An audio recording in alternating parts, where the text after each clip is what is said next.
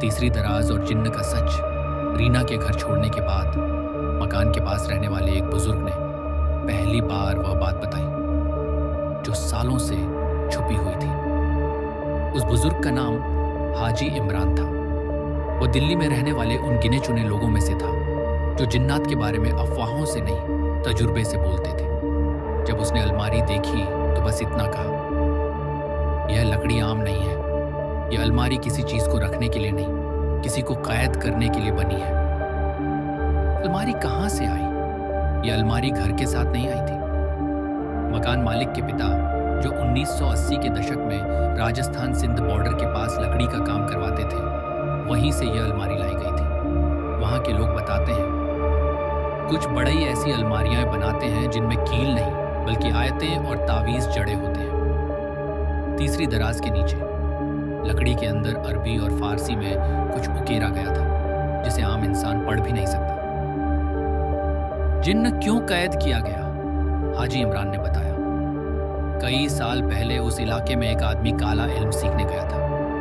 उसने एक जिन्न को काबू में करने की कोशिश की, लेकिन जिन्न को बांधना आसान नहीं होता। जब वह काबू से बाहर हुआ तो उसे मारना मुमकिन नहीं था।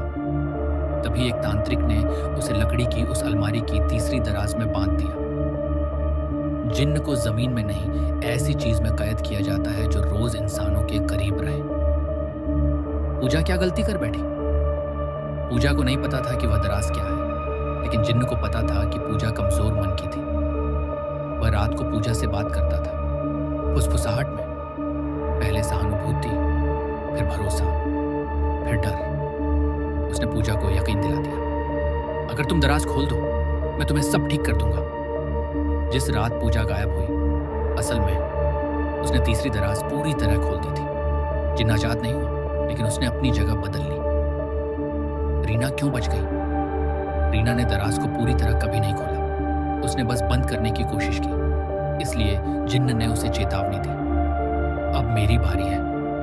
मतलब अगला मौका मेरा होगा, लेकिन तुम अभी नहीं। जिन्न सीधे नुकसान नहीं करता, वह इंतजार करता है। तीसरी दराज क्यों अपने आप खुलती है?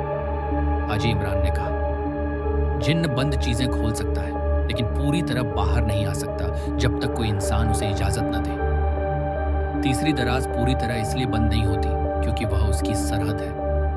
आज की सच्चाई कहा जाता है, अगर रात को उस दराज से कोई आपका नाम ले या सपने में वही अलमारी दिखे, तो समझ लीजिए वह जिन्न आपको सुन रहा है। और सबसे जरूरी बात, तीसरी दराज को कभी ताला मत लगाना, क्योंकि जिन्न को बंद दरवाजे नहीं, इंसानी जिद गुस्सा दिलाती है।